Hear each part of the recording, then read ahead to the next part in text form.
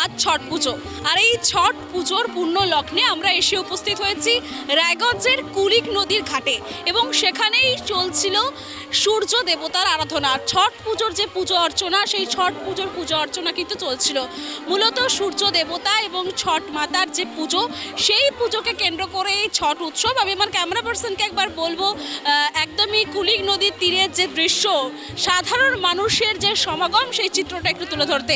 যেমনটা আপনাদের জানাচ্ছিলাম, একদমই ছট মায়ের আরাধনা করা হয় এই দিনে এবং এই দিনটাকে কেন্দ্র করে কিন্তু সমস্ত অবাঙালি হিন্দুরা, এর পাশাপাশি অনেক বাঙালি, তারাও কিন্তু মেতে ওঠেন এই উৎসবকে কেন্দ্র করে।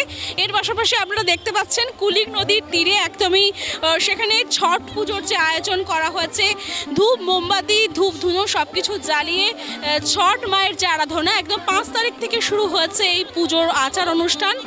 একদম নিরামিষ ভোজন করার পরই সারাদিন উপবাস থেকে এই ছট পুজো করা হয় এবং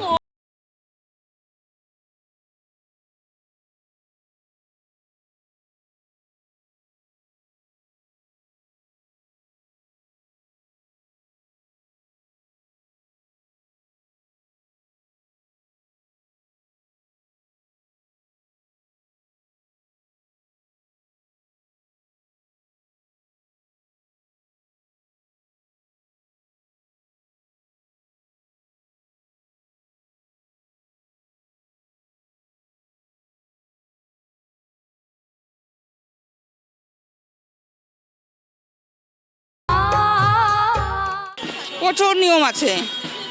7 দিন আগে থেকে নিরামিষ খেতে হয়, তারপর 3 দিন আগে বাড়ি বাড়ি পুজো করতে হয়, তারপর রাত্রেবেলা পিঠাইটা বা ঠেকুয়া বানাই, তারপরে সন্ধ্যায় ঘাটে আসলাম, আবার সকালে ঘাটে আসবো, তারপর সমাপ্ত হয়ে গেল। আজকে কি ছিল? আজকে সন্ধ্যা ওরক, আজকে ঘাটে কি পুজো অর্চনা ছিল? সূর্য পূজা দিয়ে সন্ধ্যায় ঘাটে, আবার সকালেও সূর্য পূজা হবে, সূর্য উদয় হবে, তখন ছটার পূজা হবে। অনেক পূজা বাড়ি ভালোই কিছু হয়, ঠেকুয়া অনেক কিছু বানানো হয়, মানে 2 দিনের আর কি রিচুয়ালটা। আজকে আনন্দ হয় ভালো। কালকে সকাল ঘাট, আজকে বিকেল ঘাট, এই তো এই আর কি।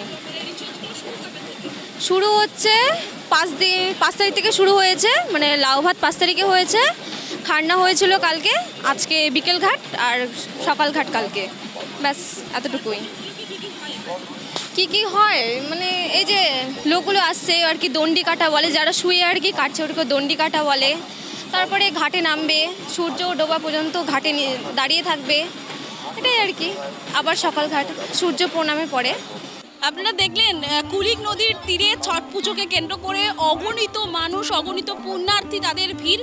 সকাল থেকে উপবাস দিয়ে তারা ছট পুজো, সূর্য দেবতার যে পুজো, একদম কুলিক নদীতে দাঁড়িয়ে, জলের মধ্যে দাঁড়িয়ে এই ছট পুজোর যে আচার অনুষ্ঠান, নিয়ম কানুন, সেটা কিন্তু পালন করেছেন। এবং সূর্য অস্ত যাওয়ার পরেই কিন্তু সেই সমস্ত পুজোর উপকরণ, জিনিসপত্র তারা ডালাই করে মাথার মধ্যে নিয়ে কিন্তু বাড়ির উদ্দেশ্যে রওনা দেন।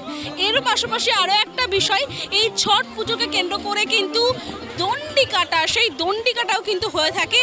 একদমই পুণ্যার্থীরা তারা দণ্ডি কেটে কেটে কিন্তু এই নদীতে এসে প্রবেশ করে।